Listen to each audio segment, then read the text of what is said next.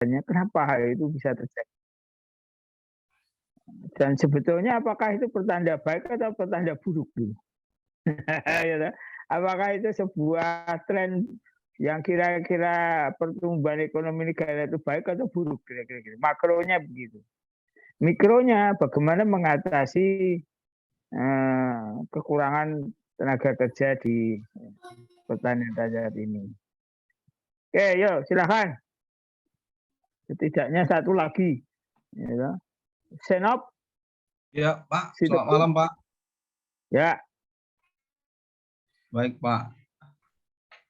Ya, kalau menurut saya, Pak, ya terkait anak muda enggan terjun ke dunia pertanian, sebenarnya hampir sama dengan Pak Rosbi sama Pak Marwan.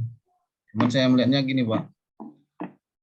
Ya, pastinya pertanian itu kalau kita di kampung-kampung pasti urusannya kotor lah, seperti itu, Pak. Ya kan? Keren. Apalagi di zaman now sekarang lah, ataupun zaman milenial sekarang kan, anak-anak muda yang tamat SMA ataupun tamat sarjana, apalagi tamat sarjana, yaitu sedikit lah yang berminat kuliah, padahal jurusannya pertanian ataupun kehutanan. Nah, itu agak sedikit yang mau terjun langsung untuk mengaplikasikan ilmunya ke dunia pertanian. Kalau saya melihatnya sih di situ, Pak. Ya, kita juga pernah merasakan itu kan, kalau apalagi kita dari desa juga lah kuliah ke kota. Pastinya dari lulus sekolah SD SMP kita merasakan itu, kotor, capek, keringat, panas. Itu udah tertanam di pikiran kita, nggak mau lagi gitu. Tapi kan seharusnya kan kita bisa dengan kita sekolah tinggi, kita jadi petani berdasi, harusnya seperti itu, Pak. Tapi kan untuk memulai sukses jadi petani berdasi itu bersih, pasti kan memulainya nggak mudah, terkait dari modal, lahan, atau pemasarannya lagi kan gitu, Pak. Kalau menurut saya sih, yang saya lihat lah kita di Indonesia ataupun kawan-kawan, tadi Pak, nggak keren, pastinya itu di kampung, di desa-desa lah terjunnya gitu, Pak. Kita rata-rata kan populasi dunia milenial ini ya lebih senang di tempat rame atau di perkotaan seperti itu, Pak. Nah, jangankan di dunia pertanian, Pak, kayak kita lah, di perkebunan juga lah, Pak. Perkebunan pun kan kalau tamatan-tamatan banyak perkebunan perusahaan. Contohnya asisten agronomi jadi asisten divisi lah, Pak. Kan itu banyak yang dibutuhkan sebenarnya. Cuma ya saya sendirilah dari angkatan saya kuliah dulu paling 5%, 10% aja yang terjun di bagian perusahaan ya, Pak ya, bukan langsung kita udah jadi di staf kita kan sebenarnya udah ya nggak kotor-kotor kali lah. Itu pun masih nggak langsung terjun aja pun masih sedikit yang mau terjun, malah lebih banyak dia tuh dari kehutanan, Pak, larinya ke bank kan, aneh. Pertanian ke bank, ya, gitu, Pak. Ataupun ke PNS seperti itu, Pak. 10%, 6% lah angkatan saya, yang saya lihat lah angkatan saya, Pak. Tidak ada, sedikit aja, Pak. Mungkin itu, Pak, pendapat saya, Pak. Terima kasih, selamat malam. Pekerjaan pertanian yang dirasa kotor, insentif kurang, menjadi hal yang kira-kira menjadi tidak menarik, membuat kurang menarik bagi anak-anak muda saat ini. Kira-kira begitu. Ada lagi? Ada, Pak. Ada, Pak. Silakan. Ada, yo. Silakan. Petani dari Padang nih, Pak. Kalau menurut saya, Pak, kenapa anak muda Pak kurang naiknya terhadap pertanian? Kalau menurut saya kan adanya kurang dukungan dari pemerintah, Pak. Karena saya melihat, Pak, sejak masih zaman Pak Harto, Indonesia sudah mengimpor beras pun masih mengimpor beras juga kan gitu, Pak. Ya. Tetap saja karena kekurangan lahan, contohnya kosongnya pupuk, Pak, sehingga tidak jelas, masih ada tidak jelas untuk pemasarannya, Pak. Mahal di pasar tapi sangat murah di level petani, Pak. Itu masalahnya, Pak. Oke. Jadi pertanian bukan menjadi sebuah kegiatan yang menggiurkan untuk membuat pendapatan lebih kira-kira begitu ya. Oke, silakan tadi yang mau Saya Pak, ya silakan. malam Pak. Menurut saya Pak, anak-anak Hmm. muda itu cenderung pinginnya, yang anak muda zaman sekarang ya, cenderung pinginnya itu instan Pak. Jadi cenderung pingin hasil yang cepat dan keuntungan yang cepat. Kalau di persepsi mereka, persepsi anak muda sekarang di zaman sekarang ini, pertanian itu, hasil pertanian itu perlu proses yang dianggap tidak menguntungkan. Belum lagi nanti bagaimana proses membangun pertanian itu sendiri, misalnya ilmu-ilmu yang mereka dapat, keuntungannya bagaimana, terus bagaimana cara mengantisipasi kerugian-kerugian yang akan ada. Ditambah lagi, setelah hasil panen mereka berhasil, mereka memikirkan lagi bagaimana cara pemasarannya, bagaimana transportasinya. Itu masih memikir ke situ, Pak. Apalagi kan kalau dilihat zaman sekarang ini, petani-petani kita yang ada di sini kan banyak masih ke pengepul, malah masih banyak ke tengkulak. Jadi kalau menurut saya masih ada kekhawatiran anak-anak muda sekarang, bagaimana sih caranya supaya pertanian itu menguntungkan atau tidak. Masih ada kekhawatiran seperti itu, Pak, dari fase awal sampai dengan fase pemasaran itu. Itu menurut saya, Pak. Makasih, Pak. Jadi ketidakpastian pertanian yang harus diproduksi dalam ketidakpastian berbasis kondisi sumber daya alam membuat pendapatannya juga tidak pasti, harga tidak pasti, dan menjadikan mereka berpikir 2 kali kalau mau masuk di bisnis itu. Kira-kira gitu ya. Ada lagi? Iya. Kan? Ada Pak. Jawab. Izin Pak. Ya. Kalau menurut saya itu sebelum menjadi anak muda itu pasti akan menjadi anak kecil dulu kan Pak. Oke. Jadi kalau anak kecil itu kan pasti orang tua. Sekarang cara berpikirnya orang tua itu udah, wah janganlah kamu bapaknya yang petani aja, jangan kamu jadi petani kan begitu Pak. Apalagi bapaknya yang nggak petani kan begitu. Jadi mulai dari kecil itu udah mindset-nya udah seperti itu Pak. Nah sekarang bagaimana kita itu berpikirnya supaya itu ayo kita jadi petani saja. Apalagi kalau saya dengar dari Bapak itu kan prospek petani itu kan semakin bagus lah ke depannya kan begitu. Apalagi yang perkebunan nih Pak, anaknya jangan hidup di kebun. Nah itu udah dari kecil Pak, bukan dari anak muda lagi. Pasti ya pas jadi kuliahnya pun nanti nggak kuliah di pertanian kan begitu Pak.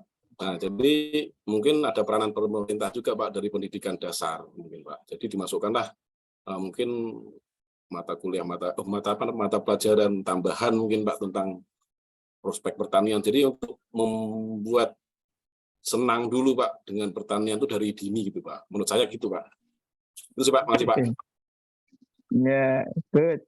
Ya, ada lagi.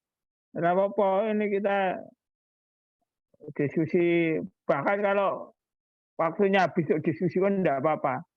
Yang penting Anda logic thinking-nya mapan. Karena kalau kuliah S2 itu target saya adalah membangun logic thinking mahasiswa. Nah, menurut cari definisi pengertian itu enggak usah tanya saya lah. Tanya Mbak Google saja itu. Mesti dijawab terus cepat. Terus berbagai macam variasi ada.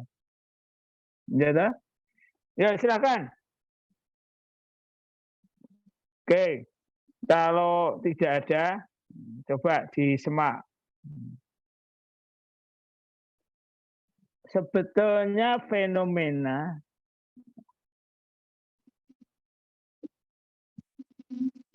banyaknya anak-anak muda atau generasi muda akhirnya berpindah untuk tidak berkarya di pertanian. Itu sebuah fenomena yang baik atau yang tidak baik. Kira-kira begitu. Nanti menyelesaikannya gitu. Nah, ada 2 perspektif. 2 perspektif terkait dengan aspek makro dan aspek mikro. Dalam aspek makro, kemarin saya berikan cerita bahwa kemakmuran suatu bangsa itu diukur dari produk domestik bruto per kapitanya. Dan itu diukur dari pertumbuhan ekonominya. Pertumbuhan ekonomi itu dikontribusikan oleh 3 sektor. Sektor primer, sektor sekunder, dan sektor tersier. Semakin maju negara, maka peranan sektor sekunder dan sektor tersier menjadi lebih dominan. Tapi negara yang sedang dan mau berkembang, maka kontribusinya yang besar ada sektor primer, yaitu pertanian dan pertambangan. Nah, pertanyaan saya, kalau ternyata kita itu negara berkembang, daerah pertanian, tapi ternyata sektor pertaniannya itu bertumbuh, tapi kontribusinya sektor sekunder, sektor tersier lebih baik, itu artinya negara semakin baik atau semakin jelek? Semakin baik. Artinya pertumbuhan ekonomi terjadi. Sektor sekunder, industri, dan sektor tersier memiliki pertumbuhan lebih tinggi dibandingkan sektor pertanian primer, sehingga mereka mampu menampung tenaga kerja lebih banyak. Ingat, peranan pertanian terhadap pembangunan ekonomi kemarin saya sampaikan, salah satunya, kalau pertaniannya maju, maka akan kelebihan tenaga kerja di sektor pertanian dan akan dikontribusikan ke sektor industri. Pertanyaannya terkait dengan berkurangnya SDM yang mau bekerja di pertanian itu sebuah fenomena baik, artinya pertanian telah tumbuh dengan baik, lebih baik dari yang kemarin, menyebabkan terjadinya pertumbuhan industri yang lebih baik, bisa menyerap tenaga kerja di pertanian, kemakmuran semakin baik, atau yang terjadi sebaliknya. Ini semua karena pertanian gagal dibangun. Dan karena pertanian gagal dibangun, tidak ada kesempatan kerja di pertanian, menjadi lari. Atau fenomena yang kecil-kecil yang tadi disampaikan teman saudara tadi. Saya melihat fenomena yang ada di Indonesia itu sama dengan fenomena negara-negara maju saat mereka berpindah dari negara agraris menjadi negara industri. Karena pertaniannya maju, cukup makan, cukup ada pendidikan, maka yang terjadi anak bisa sekolah. Karena anak bisa sekolah, maka memiliki kesempatan, keterampilan, peluang kerja yang baik di sektor industri. Dan akhirnya mereka lebih senang bekerja di sektor industri dan jasa. Ingat teori lingkaran setan. Pertanian tidak maju karena teknologi yang digunakan rendah, modalnya rendah, keterampilannya rendah, karena pendidikannya rendah, karena tidak bisa sekolah. Kan itu. Dia muter itu saat pertanian jelek. Saat ini pertanian tambah baik, apapun tambah baik dibanding kemarin, membuat orang bisa sekolah, membuat kesempatan. Itu dalam konteks makroekonomi. Ya, kayak gitu. Jadi bisa jadi perpindahan tenaga kerja ini perpindahan baik bahwa negara kita sedang menuju pertumbuhan menjadi negara maju.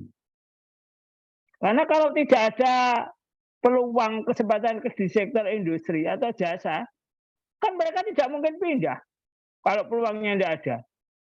Berarti kalau mereka pindah ke industri, ke jasa di perkotaan, di sana ada peluang kerjanya. Dan industri jasa itu menandakan bahwa ekonomi kemakmuran bangsa tumbuh. Karena kalau tidak, ekonominya hanya disupport oleh sektor primer pertanian saja. Pertanian tidak maju, tidak ada peluang kesempatan kerja di industrinya tidak akan pernah maju. Kalau logikanya kan begitu. Oke, barangkali ini bertambah baik dalam kondisi makro. Dalam perspektif mikro, satu, semua orang itu beranak pinak. Terus jumlah anaknya jadi dari orang tua 2 orang, anaknya 4 gitu. Atau 3. Penduduknya tambah, kepalanya tambah, generasinya tambah. Tanahnya tambah tidak? Tanahnya tidak tambah. Tanahnya tidak nambah. Nah, yang terjadi apa? Di pedesaan muncul fragmentasi. Gadek kewarisan dipecah-pecah kecil-kecil. Tadi kasusnya kan begini. Pak, banyak loh anak-anak petani itu yang pindah kerja. Kalau mau jujur dilihat sejarahnya. Yang pertama kali banyak bekerja jadi PNS, pegawai negeri, terus kemudian tentara, polisi. Biasanya anaknya siapa? Anak-anaknya petani kaya di pedesaan, Pak Lurah dan sebagainya, kan gitu. Atau petani yang sregep sekali dengan semangat maju tak gentarnya, kan gitu. Itu yang pindah. Artinya memang. Terus yang kedua, karena pertanian maju ini, petani bisa nyekolah ke anaknya tadi, memiliki peluang kesempatan keluar itu tadi.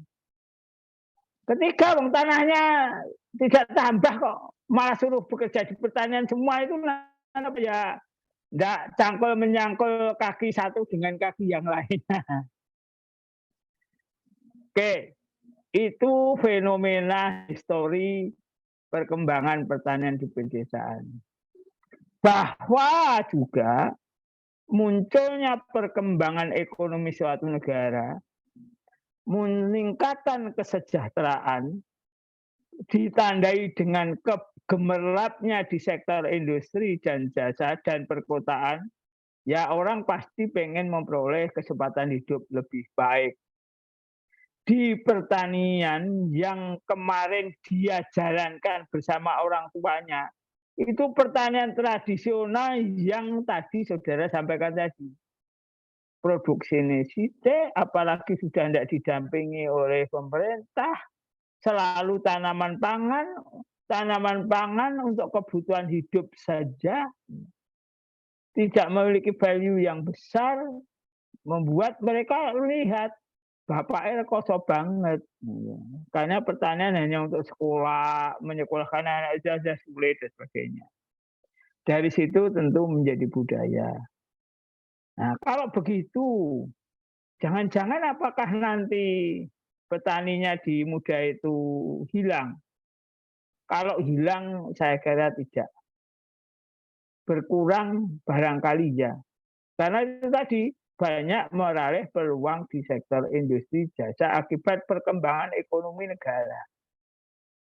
Atau sekarang bagaimana mengatasi perkembangan ekonomi ini telah memicu juga perkembangan teknologi. Maka seperti negara-negara maju lainnya, pertanian juga harus dimodernisasi. Contoh,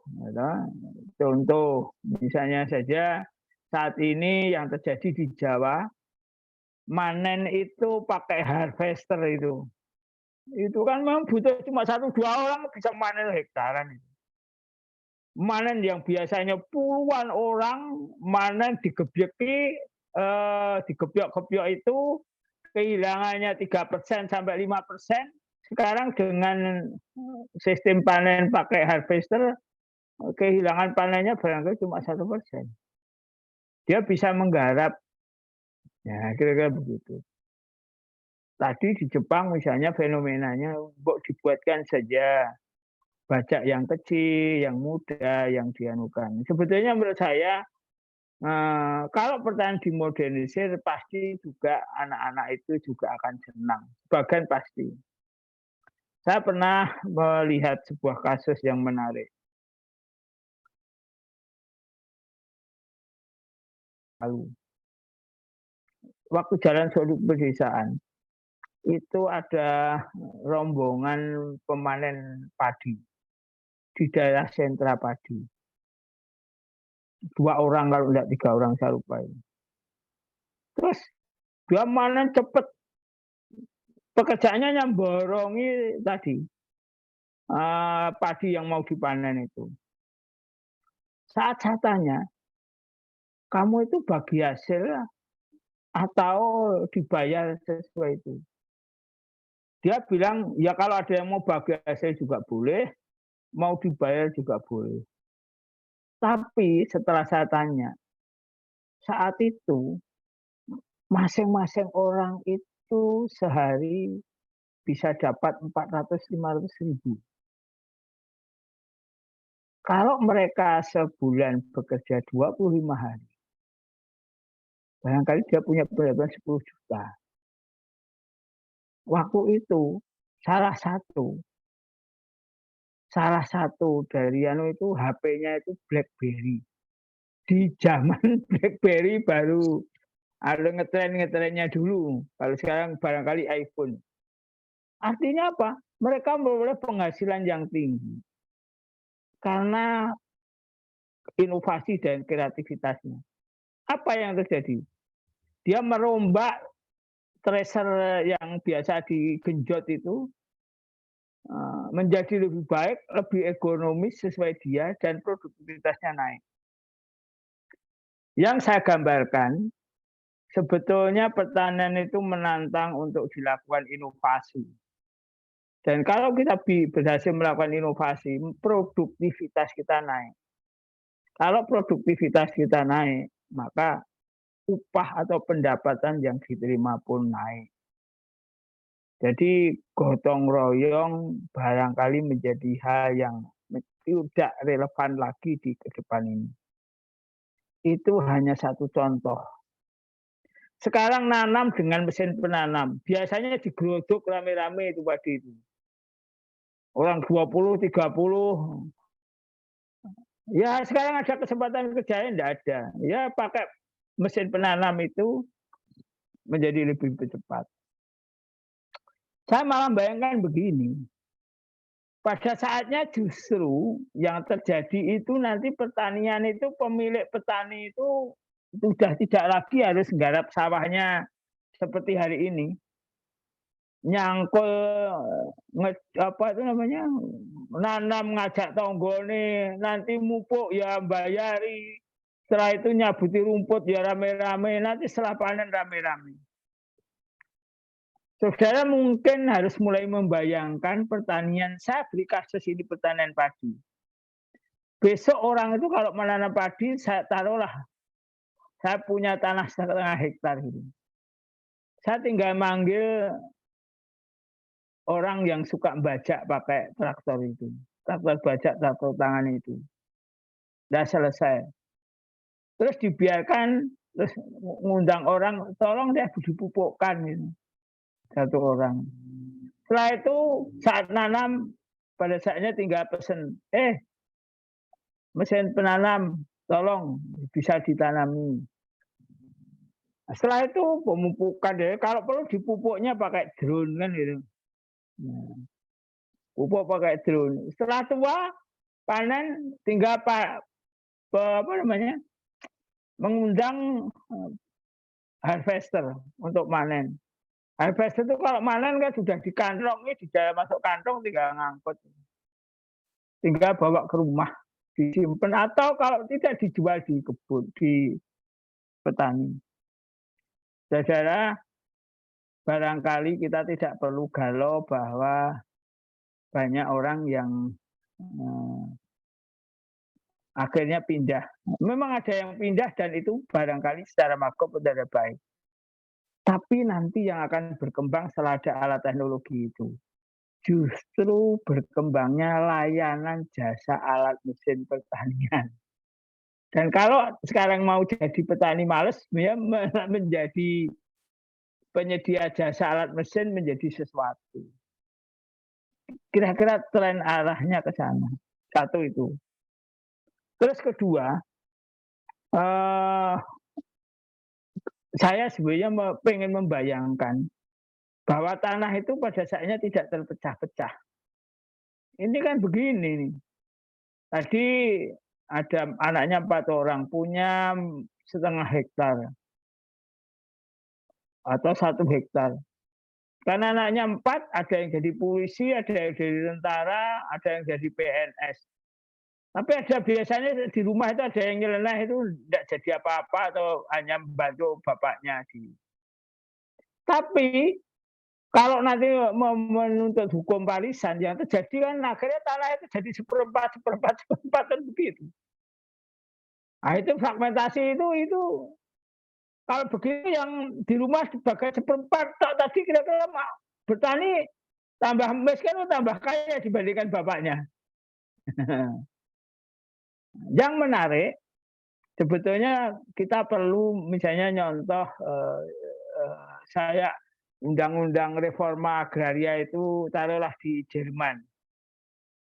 Di Jerman itu kalau seperti tadi kasus anaknya 4 tadi, maka wajib hukumnya yang bekerja di PNS bukan itu akhirnya menyerahkan tata kelolanya itu kepada yang mau bekerja di pertanian. Sehingga yang dikelolanya ya tetap 1/4 hektar atau 1 hektar, bahkan bisa tambah kalau ada orang lain yang nggak mau. Kalau misalnya atau dibeli oleh adik-adiknya tadi, adiknya yang bungsu yang masih itu. Terus kedua, kalau ada orang lain di pinggirnya itu, anaknya tidak mau ngurusi, tidak mau bertani, maka harus ditawarkan orang terdekatnya yang punya lahan di sekitarnya. Kalau tidak ada lagi baru yang lain. Itu ada regulasi yang seperti itu. Kalau itu yang terjadi, barangkali besok lahan-lahan pertanian itu mestinya bukan tambah kecil-kecil, tapi tambah besar. Dan itu akan merangsang siapapun yang bertani tadi untuk bisa memperoleh pendapatan yang tinggi. Konstelasi jangka panjang pertumbuhan pertanian rakyat. Konstelasi hari ini sebetulnya sudah mulai muncul entrepreneur. Petani ini kan budaya bertani, way of life. Hidup bertani, arah bertani randi gawean liya ya sudahlah kira-kira. Petani tidak dipandang sebagai bisnis. Karena itu yang dia lakukan petani kita itu ya melakukan penanaman budidaya padi yang biasa dia tanam untuk kebutuhan hidupnya dan atau ditanam oleh orang tuanya. Sedang pertanian itu jenisnya banyak, teknologi tersedia banyak.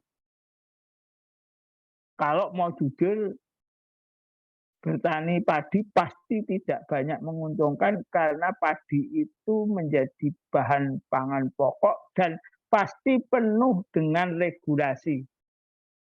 Agar pada saatnya harganya tidak bisa naik dan sebagainya tinggi karena itu menjadi kebutuhan pokok. Saat ini yang terjadi sebetulnya agak membaik, ada anomali.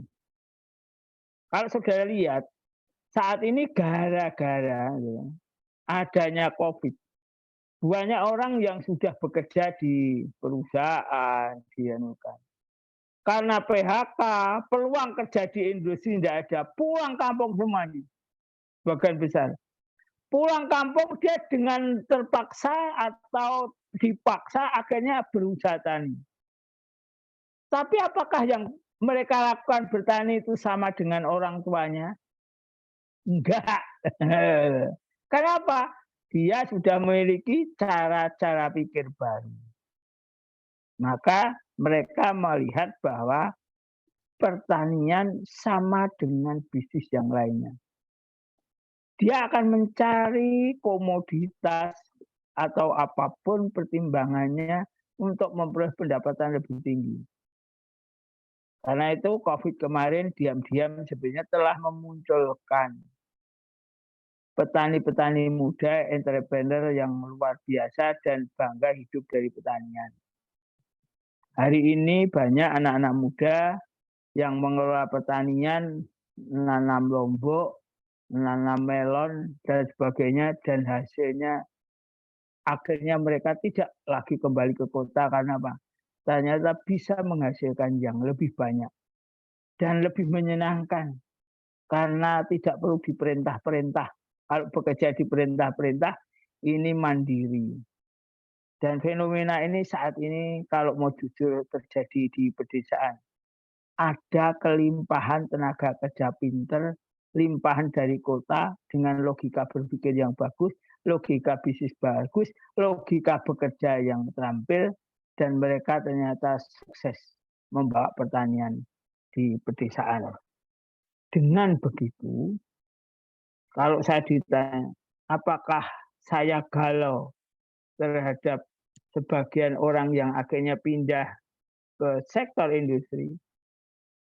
Kalau itu terjadi, berarti sektor industri ada peluang kerja, sektor jasa kerja, dan bekerja profesi boleh memilih. Dan pertanian dengan tambahan teknologi dan inovasi akhirnya juga memang tidak membutuhkan tenaga kerja banyak. Ya kalau anaknya 4 tadi itu suruh bertani semuanya, ya Anda bisa bayangkan apa yang terjadi. Nah, kira-kira begitu. Baik saudara, akhirnya yang dibutuhkan memang tetap pemerintah mendampingi. Memberikan gambaran utuh mengenai bisnis pertanian pada para milenial ini. Cekoi, tambahkan pola-pola pikir entrepreneur. Tidak usah nunggu terpaksa di PHK di perusahaan di kota, baru pulang, baru membangun pertanian. Tapi sejak awal, 1-2 orang mereka sudah mulai bangga menjadi petani. Tapi tentu saja tidak sama dengan seperti petani bapaknya. Ya itu. Karena pertanian bapaknya ya pertanian konservatif untuk kebutuhan pangan, utamanya padi, dan lain sebagainya. Yang memang nilai tambahnya relatif terbatas. Oke, gambarannya kira-kira seperti itu terkait itu. Kalau nanti pengen melihat lebih jauh, nanti saya berikan presentasi saya di kuliah umum di Polbangtan.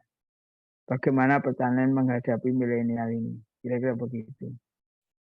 Barangkali ada yang memiliki pendapat lain atau masih menambah pemikiran pendapat baru terkait dengan ini, atau ada pemikiran yang berbeda, ayo saya persilahkan.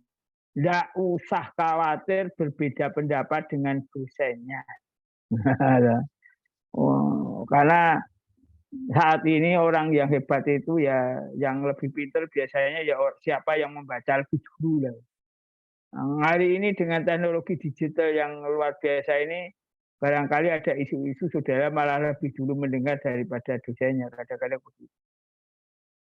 Ada yang ingin memberikan tambahan, masukan lagi?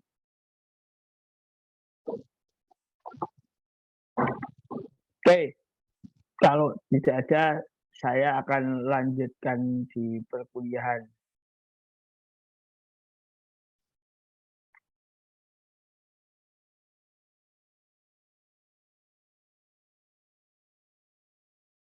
Oke, saudara, apakah gambar ini kemarin sudah saya jelaskan dengan baik?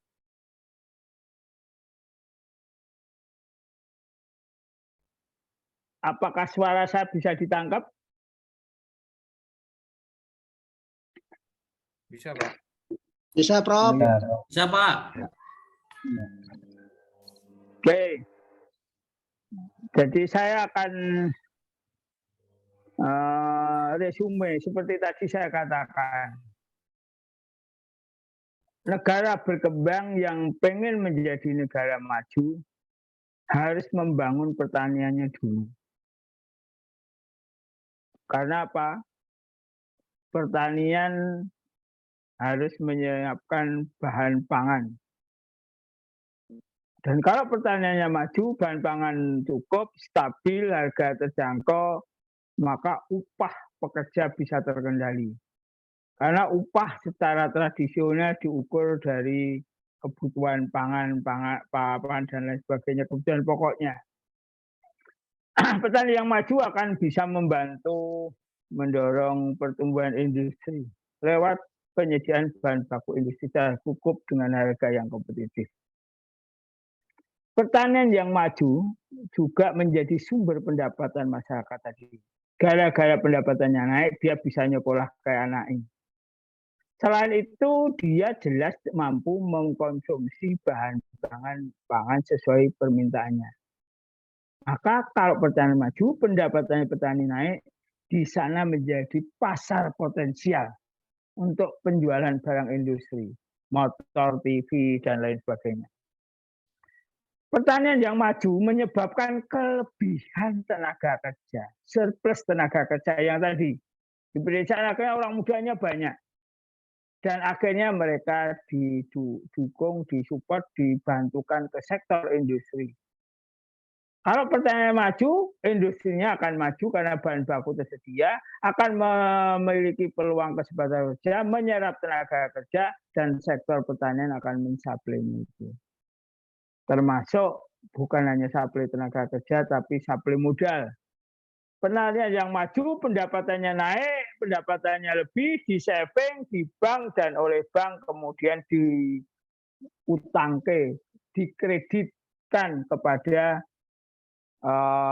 industri, baik industri manufaktur maupun jasa, dan akan menumbuhkan industri dan jasa terkait selanjutnya penyediaan tenaga kerja. Dalam pertanian yang maju, harga pokoknya akan dapat bersaing. Dan selanjutnya akan bisa diekspor. Kalau dia diekspor, maka tentu saja ada devisa. Kalau kita punya pendapatan dari ekspor yang disebut devisa, maka kita bisa mengimpor. Karena negara berkembang secara umum tidak memiliki kemampuan untuk menghasilkan produk-produk teknologi tinggi. Dan kalau kita mau membangun pabrik dan kita membutuhkan produk teknologi, maka kita harus impor. Impor bisa dilakukan jika ada devisa, jika kita melakukan ekspor. Ekspor akan bisa berlangsung jika kita pertaniannya baik, daya saingnya baik, sehingga harganya kompetitif di pasar internasional. Namun sekali lagi pertanian harus maju, tapi ada masalah lingkaran setan. Pendapatan masyarakat miskin, pendapatannya rendah karena produksi baik kualitas maupun kuantitasnya rendah. Kualitas rendah karena teknologi yang dipakai rendah, karena sarana produksinya sedikit, rendah karena tidak memiliki modal. Produksi rendah karena skillnya rendah, keterampilannya rendah, maksudnya karena pendidikannya rendah, karena tidak sekolah, karena tidak punya uang, muter. Inilah masalah lingkaran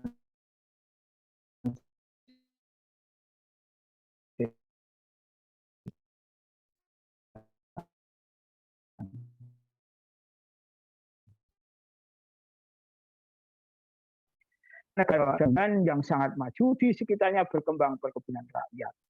Tapi perkebunannya tidak pernah kemana-mana. Dua entitas bisnis itu hidup berdampingan, tapi tidak terintegrasi satu sama lain. Dan akhirnya rakyat tetap saja miskin dengan permasalahan lingkaran setannya. Tidak dibantu dan tidak diintegrasikan dengan ekonomi perkebunan besar yang demikian maju, demikian budaya tinggi, teknologi tinggi, keterampilan tinggi, dan fully profitable. Saudara, itu permasalahan secara umum. Permasalahan produksi tadi akhirnya juga diikuti oleh tantangan di dalam perdagangan. Saya ceritakan kemarin pertanian tradisional selalu mengandalkan sumber daya alam dan juga agroklimat yang diberikan Tuhan.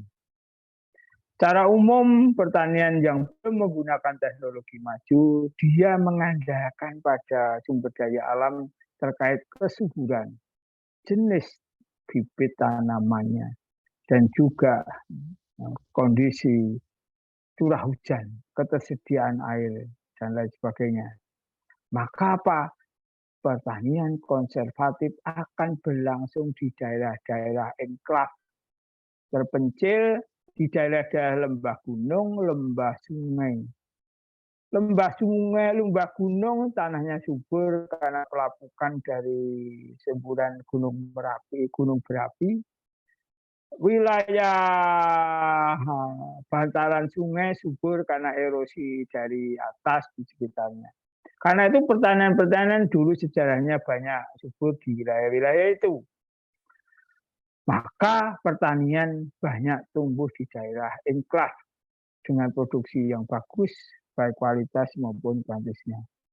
Di sisi lain konsumen itu ada di pusat-pusat industri, pusat perkotaan, pusat ekonomi. Pusat industri, pusat ekonomi perkotaan, tapi tidak bisa menghasilkan pangan secara cukup. Maka Pak, kebutuhan pangan dan kebutuhan bahan pertanian lainnya harus diambil dari daerah-daerah sumber produksi, daerah enklave yang terpencil tadi. Di dalam begitu berarti harus ada mobilitas produk dari daerah produsen, desa produsen menuju desa perkotaan, pusat konsumsi. Di dalam penghantaran produk itu tadi muncul apa yang disebut dengan rantai pasok, tata niaga pertanian. Petani tidak memiliki akses, tidak memiliki informasi secara pupuk, maka dia menjual pada pengepul di desa. Pengepul di desa kumpul di kecamatan, pengumpul kecamatan di distributor pedagang besar di kabupaten. Disalurkan ke kota konsumen, ada distributornya, ada pedagang pasar besarnya, ada pedagang pengejarnya. Disitulah rantai pasoknya, supply chain-nya berjenjang. Dan yang terjadi saat dulu belum memiliki informasi secara baik seperti ini, akhirnya muncullah yang namanya daya tawar pasar yang tidak imbang. Karena informasi pasar yang tidak komplit, maka terjadilah yang disebut dengan pantal pasar tidak terintegrasi. Bahkan di satu sisi ada yang naik, di sana naik lambat, atau bahkan tidak naik-naik, atau tidak naik sama sekali. Itu juga terjadi sebaliknya. Dan yang lainnya adalah bahwa tanaman pertanian konservatif mengandalkan iklim. Kondisi Indonesia dengan iklim kemarau dan penghujan, musim penghujan, pada saat musim penghujan tanahnya dapat air banyak, waktu kemarau tidak, sebelum tersentuh teknologi irigasi, maka akhirnya apa? Maka tanaman yang bisa ditanam bersifat musiman.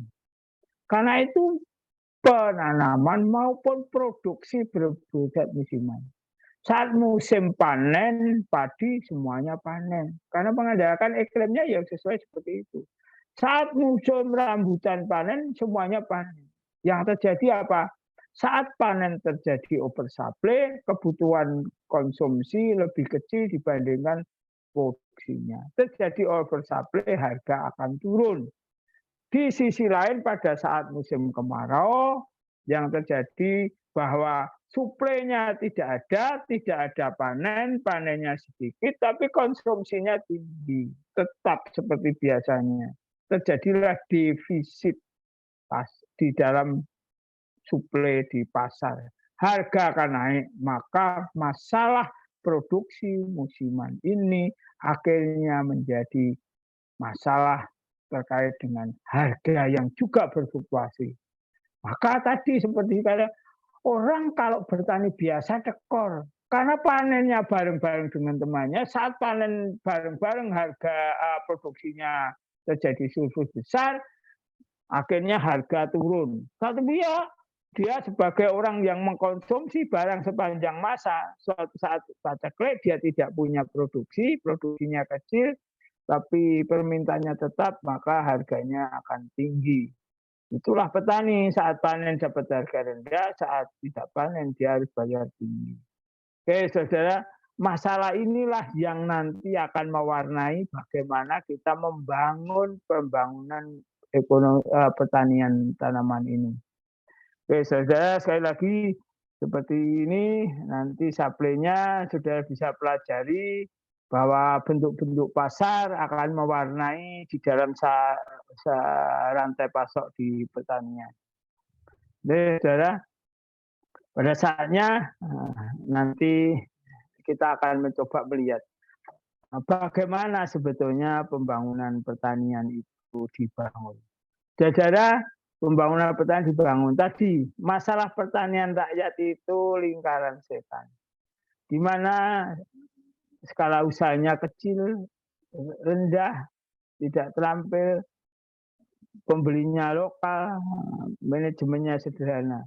Satu pihak di dalam pembangunan pertanian telah digariskan oleh Moser bahwa pertanian itu bisa dibangun dan bisa maju jika satu, harus ada pasar dan hasil pertanian.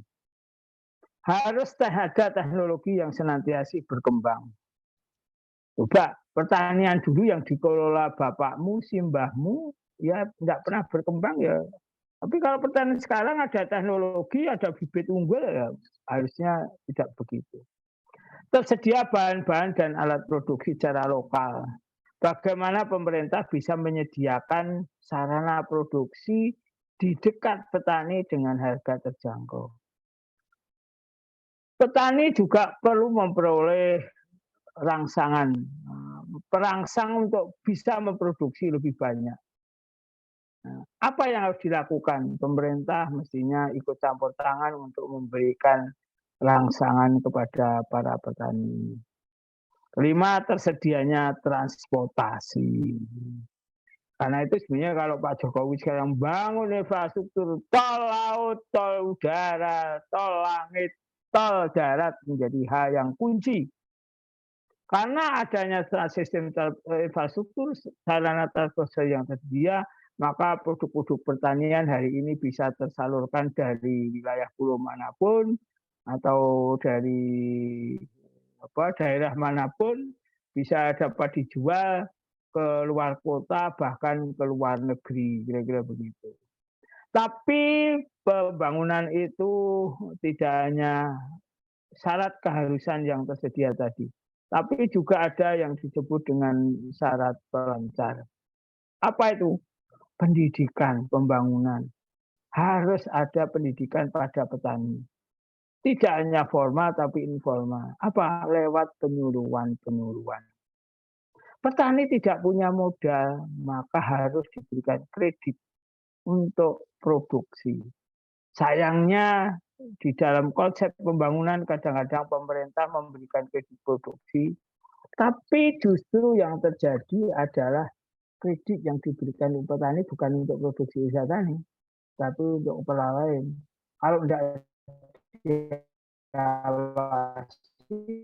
jadi kambing, jadi sapi, yang parah, yang lebih parah itu jadi HP. Nah, pasti tidak akan sampai. Kegiatan gotong royong artinya kebersamaan membangun oleh kelompok tani. Yang keempat adalah perbaikan dan perluasan tanah. Ini contohnya adalah pembangunan bendungan. Pak Jokowi terakhir membangun bendungan. Apa? Untuk meningkatkan, memperbaiki tanah. Tanah yang baru dulu ditanam satu kali, maka adanya bendungan dapat menjadi ditanam 2 atau 3 kali. Bahkan tanah yang dulu tidak bisa ditanami karena ada saluran irigasi, ada perluasan, muncullah perluasan tanah baru. Dan kelima sebetulnya yang terjadi mestinya adanya perencanaan nasional. Dulu zamannya Pak Harto sebenarnya dari Pelita dan sebagainya. Terakhir hilang dan itu dikeluhkan hari ini. Oke saudara, Dengan begitu, maka yang harus dipikirkan adalah bagaimana harga hasil produksi ini bisa terjamin. Bagaimana harga serugi terjangkau. Bagaimana bisa membantu modal pembiayaan petani. Bagaimana sarana produksi tersedia di dekat petani. Bagaimana pengetahuan dan keterampilan petani dibangun.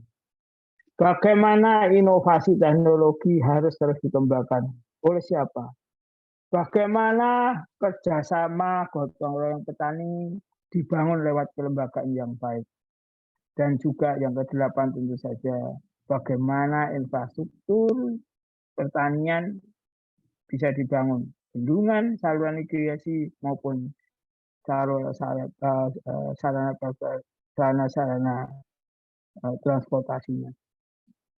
Saudara, inilah yang harus dilakukan. Jadi lingkaran setan itu harus dipotong dengan bantuan pemerintah yang di sini. Kira-kira begitu. Dan ini yang jadi masalahnya lingkaran setan, penyelesaiannya lewat teorinya Moser, intervensi pemerintah lewat di sini yang dibutuhkan. Maka apa yang harus dilakukan? Nah, ini adalah kisah sukses Pak Harto membangun pertanian pangan lewat revolusi hijau. Seperti tadi, saudara, perlu adanya pasar hasil usaha tani. Maka dulu dibangun yang namanya BUUD. Ada KUD yang ditugaskan untuk membeli pasar produksi petani supaya harganya baik. Dan pemerintah memberikan kebijakan apa yang disebut dengan floor price dan selling price. Floor price apa? Harga dasar. Pemerintah membeli harga minimum. Maksudnya bukan belinya murah, tapi melindungi petani dari kejatuhan harga dengan pembelian harga dasar. Kira-kira begitu. Dan itu ditugaskan oleh BUUD, KUD tadi.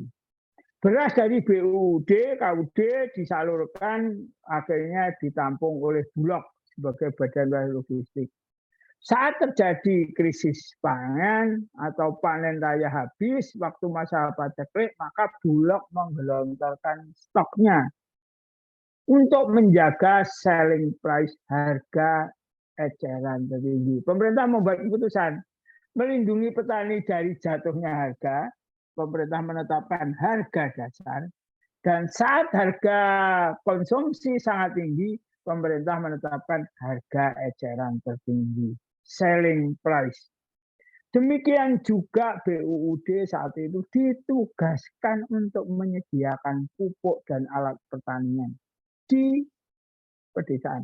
Ingat ya, pemerintah Pak Harto dulu intervensi dengan membuat BUUD atau sekarang KUD atau sekarang, terus kemudian ada BRI unit desa di setiap desa kecamatan, maksudnya di setiap kecamatan sentra produksi selalu ada bangunan BUUD, ada BRI dan juga SPMA ini.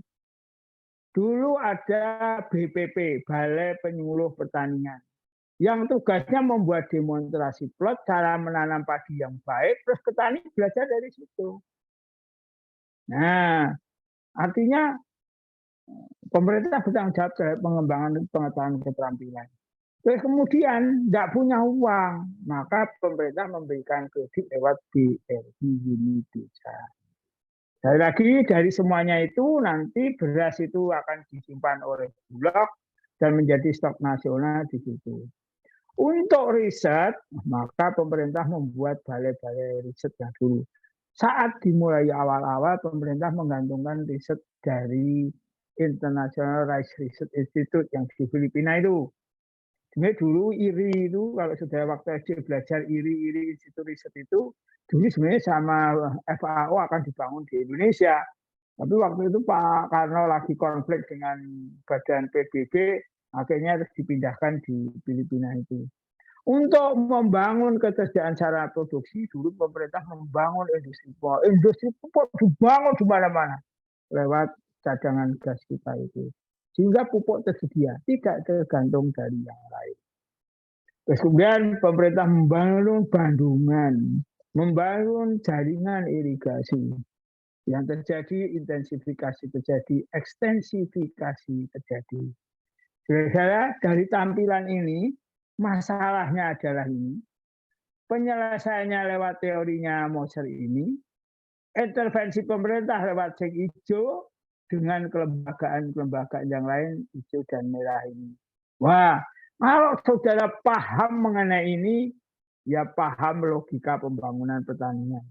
Bahwa hari ini model seperti ini sudah mulai ditinggalkan sebagian karena sudah tidak sesuai dengan zaman, boleh. Tapi logika berpikirnya masih update, masih bisa dilakukan. Faktanya kan pemerintah tetap, walaupun tidak mengharuskan ada KUB hari ini. Faktanya adalah BRI sampai ini masih hidup. Yang barangkali hilang adalah adanya BPP ini, karena tenaga penyuluh dan sebagainya hilang semuanya. Bibit unggul yang bisa diproduksi. Industri pupuk kita, kalau urea dan sebagainya bisa, tapi PK-nya rupanya kita masih tergantung luar negeri. Pembangunan bendungan masih terus jalan. Dan apa yang kita terjadi? Saat ini pembangunan ini diimplementasikan oleh Pak Harto. Ternyata Pak Harto ngawal penuh. Dulu Bupati gagal dipisui, dicopot, kira-kira begitu. Kalau gagal melaksanakan pembangunan model revolusi hijau di Tahanan Pangan. Ini adalah kisah sukses Pak Harto di dalam membangun pertanian. Saya tidak punya kepentingan mempromosikan Pak Harto secara politik. Tapi Bapak Harto itu di dalam pembangunan pertanian pangan itu berhasil. Penghargaan dari FAO itu benar. Ini bukan penghargaan abal-abal. Dan ini bisa terjadi, dan ini logic thinking-nya juga dari perguruan tinggi. Dari Profesor Sudarsono yang saat itu menjadi profesor di Fakultas Pertanian UGM. Pak Harto mendengarkan sarannya akademisi, pakar, melaksanakan, mengawalnya dengan model-model kebijakan, dan ternyata sukses di dalam membangun kebijakan pembangunan pertanian pangan. Saudara, ini kuliah hari ini terkait dengan kisah model pembangunan pertanian zamannya Pak Harto yang telah sukses mengantarkan Indonesia yang dulu dari importer besar beras terbesar menjadi swasembada beras saat itu. Dari itu impor lagi. Nah, sekarang mulai swasembada lagi. Lagi diberi penghargaan, muncul impor lagi. Menterinya dihujat mau diganti. Kira-kira gitu ini. Ini menarik juga kalau di pertanian, urusan pembangunan pertanian itu urusan yang sensitif untuk kesejahteraan kemakmuran bangsa itu. Oke, saya kira itu. Silahkan barangkali ada yang kurang jelas atau ada pendapat lain terkait pembangunan ini. Kuliah sama saya harus bebas. Berapa yang kamu peroleh tergantung berapa yang kamu minta. Nah, kalau kamu tidak minta, diam saja, ya dapatnya standar. Tapi saya beri kesempatan saudara untuk mengeksploitasi pengetahuan dan kemampuan saya. Jadi saya menawarkan ilmu pengetahuan tidak terbatas dari yang saya punyai. Nah itu beneran loh itu. Nggak ada dosen yang gitu. Biasanya dosen itu kasih salah. Ya, pinter terserah, nggak pinter terserah. Tapi kalau saya ngajar mahasiswa saya nggak jadi pinter, saya stres itu. Karena itu yang tidak pengen pinter nggak saya ikut kuliah aja. Kan nggak ada gunanya gitu. Benar, mahasiswa saya pokoknya kalau nggak tambah pinter dari yang temennya yang nggak sekolah, udah nggak saya ikut sekolah. Jadi kalau semangatnya nanti minta ijazah, nanti saya bilangkan sama direktur.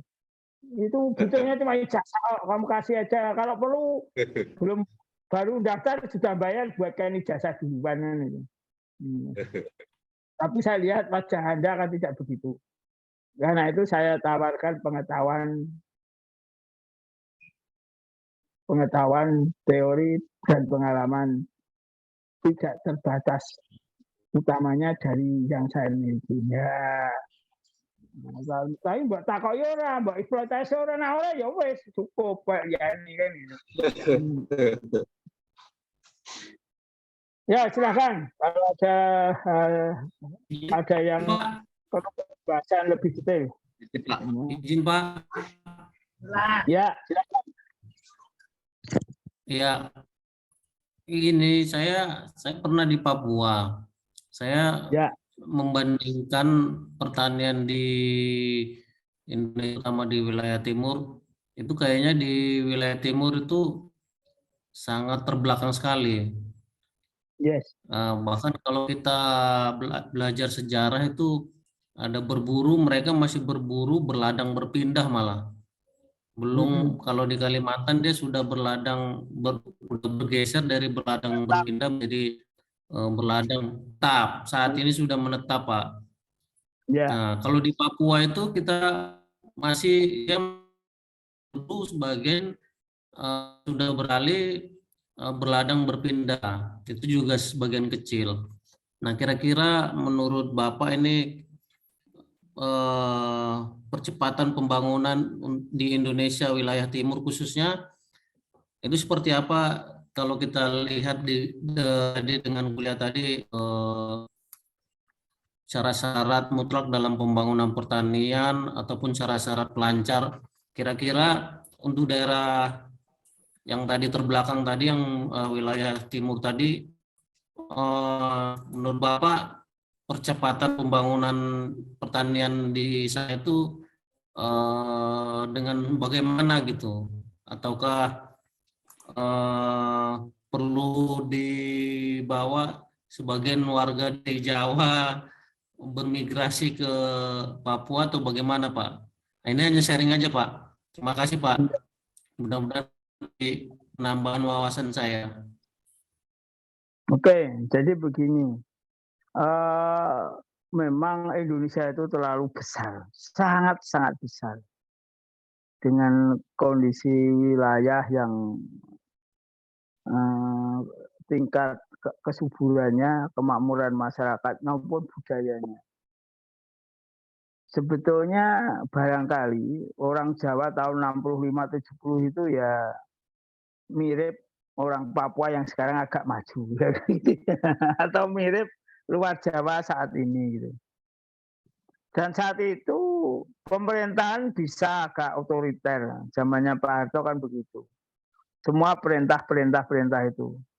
Sebetulnya apa yang dilakukan Pak Harto dulu itu saat ini masih relevan untuk daerah Papua atau daerah NTT, daerah Indonesia Timur atau daerah Pulau Jawa yang jauh itu. Cuma budayanya agak repot. Karena Pak Harto dulu bisa perintah bupati nggak mau ngawal pertanian pembangunannya atau yang lain bisa dipecat, bisa tidak dipilih lagi. Nah, sekarang dengan demokratisasi yang seperti ini, orang malah ngajari sing ora bener, soalnya pejabatnya bagi-bagi dan sebagainya, sehingga dia tidak bisa mengimplementasikan dengan baik. Tapi sebetulnya masa di Indonesia Timur, tidak hanya Papua, NTT, dia model pertanian yang saya sampaikan itu masih relevan. Karena Jawa itu waktu itu dilakukan itu kan kira-kira pertaniannya masih seperti itu. Waktu 60-an, 70-an masih sangat. Tapi hari ini kalau di Jawa sudah tidak relevan. Karena Jawa wis maju, ekonomi sudah mulai terbuka, orang sudah mulai sulit dikelola dengan kebebasan atas dasar demokratisasi dan regulasi yang ada tidak mudah. Tapi bagi negara-negara yang berkembang di Afrika, dia model yang dihadapi Indonesia dulu itu menurut saya sesuatu. Nah, terus bagaimana mempercepat teman-teman ini di Papua ini kan gitu kira-kira. Begini, ya memang kita cost-nya besar lah, biayanya besar. Misalnya saja kita ajak mereka biar melihat dunia Jawa itu kira-kira seperti apa, pertanyaannya seperti apa. Itu pun karena culture shock di sini foya-foya di balik ya tidak mau melakukannya. Tapi memang membangun itu butuh waktu yang besar. Yang jadi masalah, Papua tersadarkan diri saat demokrasi terjadi dan duitnya banyak, dan ternyata duit banyak itu tidak didistribusikan untuk membangun rakyat karena infrastruktur sistem juga belum. Tapi dengan rasa sabar barangkali kita bisa menyediakan itu tadi. Walaupun ada kritik-kritik yang banyak terkait misalnya pangan misalnya. Papua itu kan makannya telo, sagu. Kenapa harus jadi beras? Ya itu orang yang tidak lihat juga sejarah perkembangan kebudayaan manusia. Budaya manusia itu kalau masih tradisional, ya dia cari pangannya mesti dari umbi-umbian. Setelah berkembang jadi biji-bijian. Biji-bijian ada biji-bijian dengan kualitas tinggi, dengan kandungan gizi tinggi, rendah, mulai padi, beras, sampai ke biji-bijian, ke gandum. Gitu. Tergantung kondisi tanah geografinya, artinya orang itu memang selalu bertumbuh, budaya manusia itu dari pangannya itu berbasis umbi-umbian menuju biji-bijian. Jadi kalau di Papua itu orangnya tambah duitnya, punya duit dan tambah pinter, kalau mau pindah beras, makan beras ya ada apa-apa. Karena sejarah kebudayaan manusia itu masa suruh makan telo terus. Anda saja yang sekarang biasanya makan nasi, kalau pas bayaran ngajak anak-anak ke mall ya nyatanya disuruh ini nyoba kentang kan gitu. Orang tambah kaya bukan makan beras tambah banyak, tapi ganti ke gandum yang lebih mahal, ganti ke kentang, kan begitu. Karena itu kemarin untuk guyonan itu begini, ini pertanian ternyata mandiri, produksi bisa untuk kebutuhan sendiri. Terus setelah ditanya lagi, oh ya, berapa toh konsumsi pangan kita itu sekian juta ton. Terus berapa konsumsi pangan yang berasal dari terigu? Ternyata 7 juta ton. Ya mesti baik wong dulunya disuplai dari beras sekarang ganti tepung terigu. Jadi ya kebutuhan pangannya menjadi tidak meningkat secara. Tapi kembali ke pertanyaan saudara tadi, memang kita butuh effort yang cukup. Satu, bagaimana tetap memberikan pangan secara pupuk pada teman-teman kita, dan saat ini sudah berganti, tapi maaf saja budaya mereka masih agak tertinggal dan perlu kesabaran, perlu tetap minterke, caranya berbagai macam, bisa digaji penyuluhan ada di sana, bisa diajak jalan-jalan melihat di Jawa, di Kalimantan. Terus yang sebetulnya juga strategi dilakukan Pak Harto saat membangun Sumatera dan Jawa adalah transmigrasi. Tapi hari ini model transmigrasi keluar ke Papua itu kayaknya agak risiko ya, karena kebudayaannya agak beda. Tapi kalau mau jujur, Pak Harto membuat transmigrasi itu strategis loh. Itu Sumatera, itu Kalimantan, kalau tidak banyak orang transmigran, nggak maju sekarang. Saya percaya itu. Karena kebudayaan bertani, budaya anunya saat itu di Kalimantan maupun Sumatera masih relatif lebih rendah dibandingkan dengan di Jawa. Jadi sebenarnya transmigrasi orang Jawa ke Papua itu sesuatu. Tapi mungkin karena jaraknya jauh, terus perbedaan budayanya sangat tinggi, sangat besar, rasanya saat ini barangkali itu belum menjadi alternatif yang pas. Kecuali kalau nanti semakin terbuka, biar transportasi murah, mungkin kita itu bisa dijadikan, walaupun diam-diam, dalam konteks entrepreneurship, pengembangan UMKM, sekarang di Papua sudah maju dan isinya ya orang Jawa. Walaupun nanti kalau pas konflik-konflik doyak-doyak suruh pulang, kadang-kadang kan gitu. Ini kan menunjukkan bahwa kondisi sosial budayanya belum kondusif seperti itu. Gitu ya. Jadi sebetulnya teman-teman kita di timur memang masih butuh sentuhan yang lebih banyak dan lebih sabar. Tapi kalau model logika teorinya bisa dipakai sama saja, di mana saja. Kita tinggal sesuaikan dengan kondisi perkembangan masing-masing wilayah terkait dengan kebutuhan teknologi, akses pasar, akses sarana produksi, termasuk akses pembiayaan. Oke, itu. Atau ada yang pengen nambahi atau punya pendapat lain terkait dengan pertanyaan teman saudara? Silakan.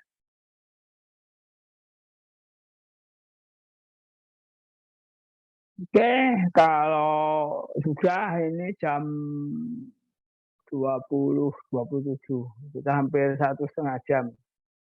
Ya, barangkali sudah mulai bosan karena kuliah online itu idealnya sejam. Kalau one way. Tapi tadi karena kita sempat diskusi 23-25 menit, barangkali ya ini waktu yang cukup. Saya lupa, apakah saya sudah mengirimi materi makalah-makalah Forum Sawit Indonesia ya, yang nanti pada saat dipakai untuk kebutuhan diskusi. Belum Pak. Nanti gawe grup ya, nanti tak lewatkan grup. Semua makalah di FOSI nanti saya kirimkan kepada saudara, dan pada saatnya saudara saya minta milih salah satu untuk saudara pelajari dan saudara presentasikan sebagai bahan diskusi kelas ini. Semuanya wajib. Dan Anda boleh pilih yang mana saja. Ada 20 paper, bahkan mungkin lebih lah. 30-an paper yang Anda bisa pilih sesuai kesenangan masing-masing. Nah, nanti coba dibuat grup ya. Ya Pak. Nanti Eko nanti saya suruh buat adminnya MMP. Supaya saya bisa delivery bahan dan saudara boleh melakukan pertanyaan atau apapun terkait itu di WA Group. Oke, sampai ketemu di kesempatan selanjutnya. Terus jaga kesehatan supaya kita bisa terus belajar dan tentu saja berkarya. Selamat malam. Ya, terima kasih Pak Bu. Malam Pak. Terima kasih Pak. Malam Pak, makasih Pak. Selamat malam Pak, terima kasih Pak. Sehat selalu Pak.